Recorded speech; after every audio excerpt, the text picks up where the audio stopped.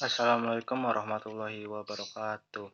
Nama saya Gema Chandra dari kelas 11 IPA 3. Saya akan menjelaskan tentang Pangeran Diponegoro. Pangeran Diponegoro. Pangeran Diponegoro lahir di Yogyakarta pada Jumat 11 November 1785. Dia lahir dari rahim Raden Ayu Mangkrawati yang merupakan selir Sultan Hamengkubuwono III.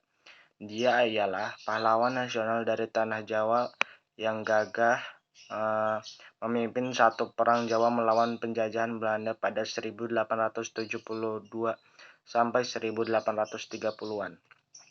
Sehingga dikenal sebagai Perang Diponegoro. Yang pertama, Diponegoro menolak untuk diangkat menjadi raja. Sadar bahwa dirinya terlahir dari seorang selir, Diponegoro menolak permintaan Sultan Hamengkubuwono III untuk diangkat menjadi raja. Sebab di lingkungan bangsawan, para mahkota yang biasa dinobatkan menjadi raja hanya anak dari permaisuri. Lagi pula, Diponegoro merupakan lebih tertarik dengan kehidupan merakyat keagamaan. Dia pun lebih suka tinggal di Tegalrejo daripada di keraton. Yang kedua, awal mula terjadinya Perang Diponegoro. Diponegoro memperlihatkan pemberontakan pada keraton 1822. Saat itu kepemimpinan berada di tangan Hamengkubuwono V, yang saat itu masih berusia 3 tahun. Pemerintahan sehari-hari dipegang oleh Patih Danurejo bersama Residen Belanda. Diponegoro menilai bahwa cara tersebut salah. Dia menolak cara perwalian yang dijalankan di keraton.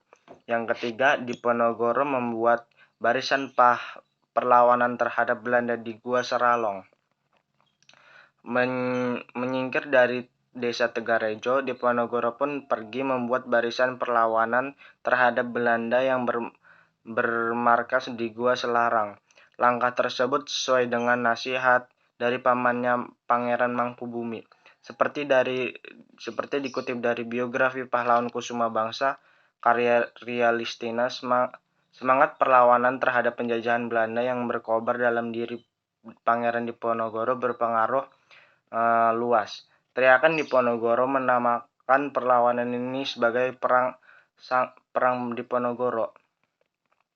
Yang keempat, ada taktik licik pemerintahan Belanda untuk menangkap Pangeran Diponegoro. Berbagai cara Belanda lakukan untuk menangkap Pangeran Diponegoro dan pasukannya.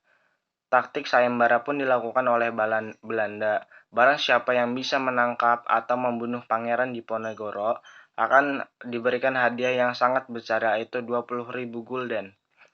Rakyat yang berada di pihak Diponegoro pun tidak goyah dengan tawaran tersebut. Tidak ada satupun yang mengungkap keberadaan Diponegoro kala itu. Dinilai tidak berhasil. Pada tanggal 28 Maret 1830, Belanda mengambil cara licik, yaitu mengundang Diponegoro ke Magelang untuk berunding. Saat itu, Belanda menjamin apabila tidak ada kesepakatan, maka Diponegoro bisa kembali ke tempat yang aman. Yang terakhir, ada Pangeran Diponegoro dibuang ke Manado dan meninggal di Makassar.